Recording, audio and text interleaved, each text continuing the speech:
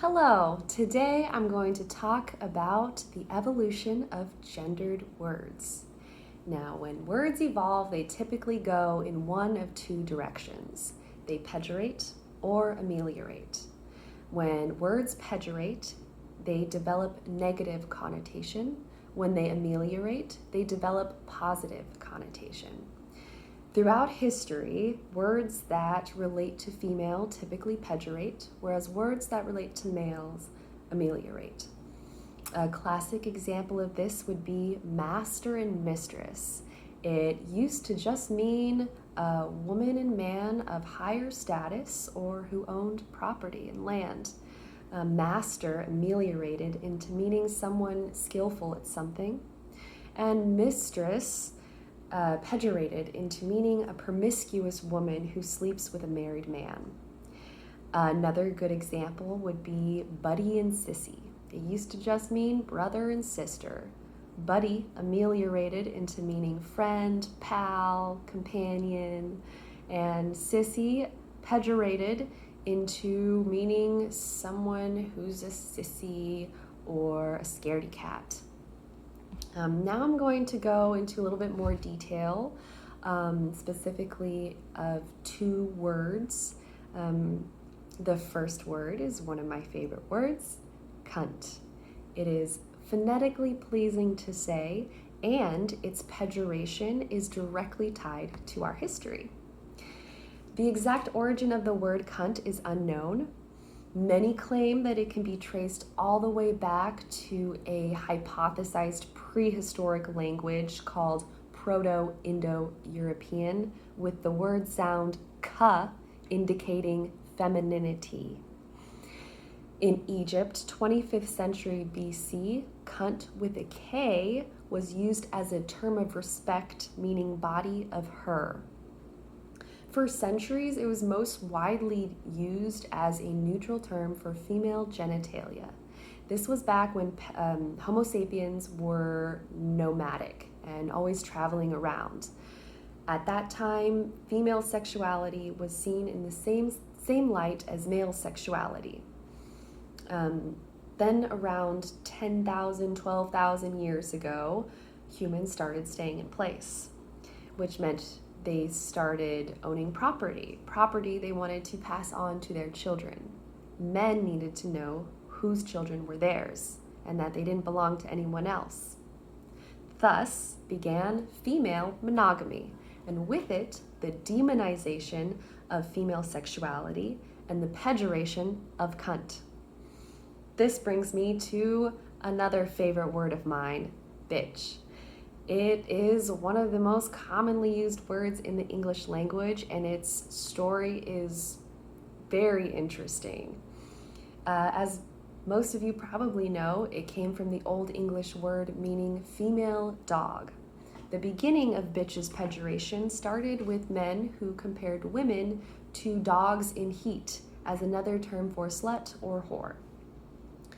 It did not become a widely used insult for females the way it can be used now until 1915 to 1930, when the word exploded in its use as an insult.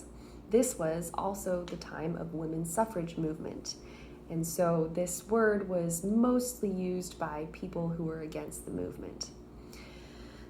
Since then, it's been reclaimed in various ways. Probably one of the most famous is a writing done by Jo Freeman, a feminist, in 1968. She wrote a piece called Bitch Manifesto, which describes bitch as a strong, independent, bold woman who is resistant to the patriarchy. Out of all the influences that bitch has gone through, one of the biggest influence in our modern day is music, especially hip hop.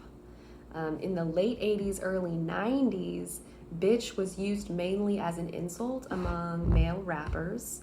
We all know that famous line by Dr. Dre, bitches ain't shit but hoes and tricks. However, at the same time, female artists were redefining the word, and they were mainly black female artists, like Queen Latifah, who came out with her song in 1993, Unity. Lil Kim's Queen Bitch, describing herself as a queen bitch in a really positive, empowering light. And then Trina's song, Da Baddest Bitch, which essentially invented the term bad bitch, a very widely used term meaning a strong, independent, badass woman. Now the word is used in many different ways. It can be empowering, but it can also be extremely offensive and hurtful. The meanings are often conflicting. If you use bitchin' as a verb, it means to complain, but use it as an adjective and it means cool. If you're someone else's bitch, that means you belong or you're owned by that person. Often, studies have shown that women who act too powerful will be called a bitch, whereas men will be called a bitch when they're not acting powerful enough. I thought that was really interesting. Bitch as a word, has it been reclaimed? Who can say? Some people think so, some people don't. I think that just like all words, it depends on the context it's used in. Perhaps our context needs to change before the word can fully be reclaimed. I do know that when I'm feeling confident and capable and beautiful, my favorite way to describe the feeling is feeling like a boss bitch. I think if we use reclaimed words in their new and reclaimed form, coming from a place in which we can do that, then we are part of that positive change, that amelioration. One thing to look out for when you're thinking about being gender inclusive is avoiding gender additions to words that don't need it, like female doctor, woman scientist, girl boss. Boss, doctor, and scientist, those are not inherently male roles, so we don't need to add female or woman, just like the much loved by many term she-EO instead of CEO. Just say CEO. But that's also my opinion. It's also a good practice to consider more not gender specific terms like chairperson instead of chairman, or business person instead of businessman, firefighter instead of fireman.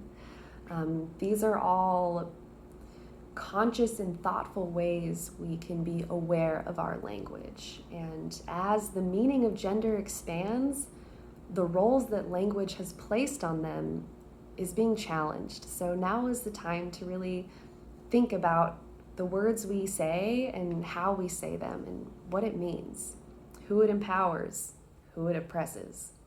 Just be aware and continue having the conversation.